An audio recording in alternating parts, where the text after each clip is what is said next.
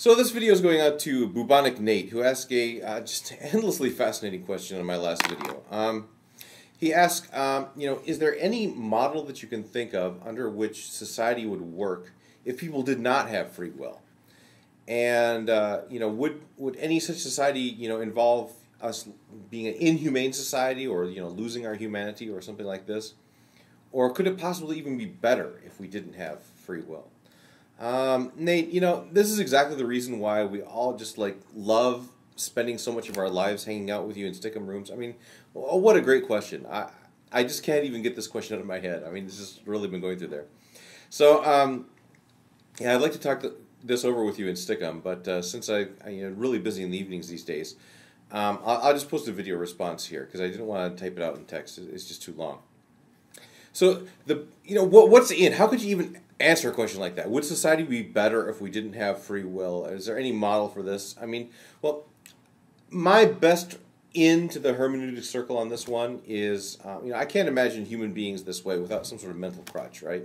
So my in is considering other very social animals which do not have free will, but nevertheless live in a very social arrangement. And the best example for that, I guess, would be animals like ants or termites or bees, something like this, right?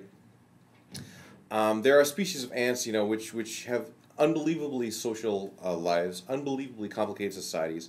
Leafcutter ants have even gone, done the agricultural revolution, right? I mean, they grow their own food underneath of the ground, and but nevertheless, an individual ant cannot, under any circumstances, be described as having free will whatsoever, right?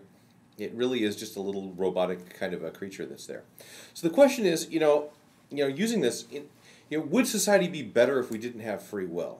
So the way I approached this was, think about all the evil things that can befall you as a human being, and think about all the evil things that can befall you as an ant. And so you does the free will versus non-free will thing. If we didn't have free will, would that improve things at all?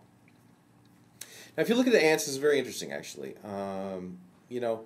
They are one of the few other species which really, besides human beings, which could be described as engaging in warfare.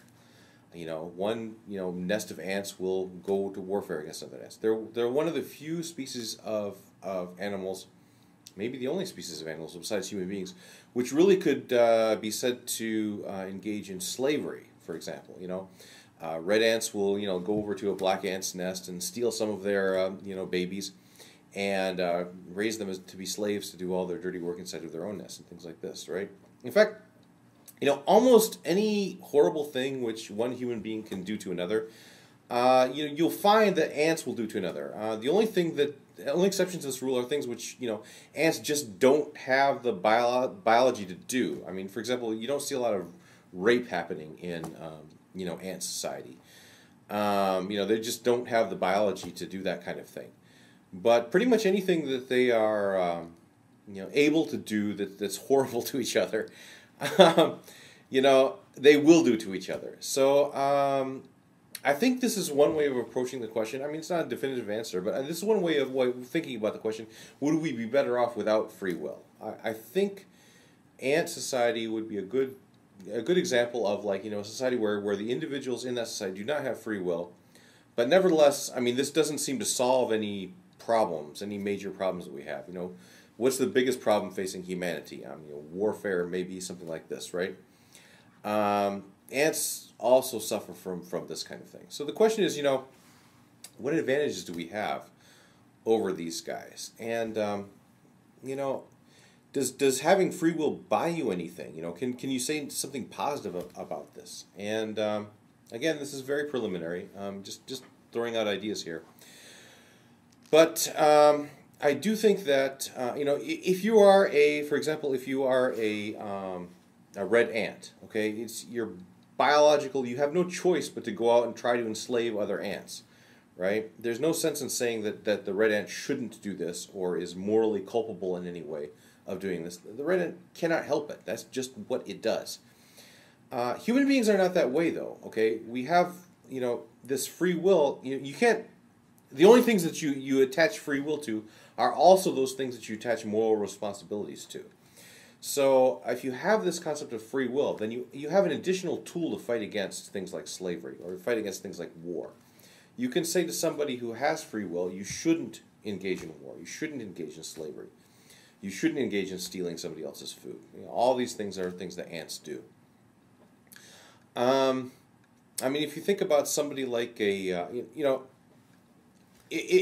you don't have free will, if you don't posit the concept of free will in society, the society may be good, the society may be bad, but there's really nothing. By definition, there's nothing you can do about it because you just don't have free will.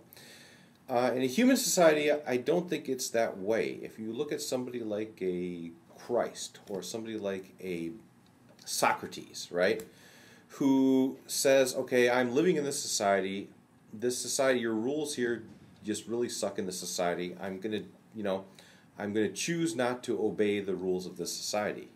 Something like Socrates did in his final days, right? I mean, he, voluntarily of his own free will chose not to, live in accord with the laws of that society. Then we have some possibilities for improvement. Then we have some possibilities that are there. Or somebody like, for example, Gandhi.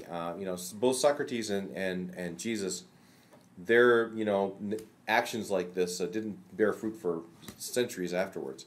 But Gandhi is a perfect example of something where it was very immediate during his lifetime, right? I mean, he just got enough people in India to exercise their free wills and say, we're not going to go along with your stupid empire, and the system changed, right? The system changed. So I don't know if that answers your question, or maybe just stimulates some further discussion or something. But that's basically how I'd do the first loop of the hermeneutic circle on this, anyway. So yeah, thanks for the question, man. It really made me think.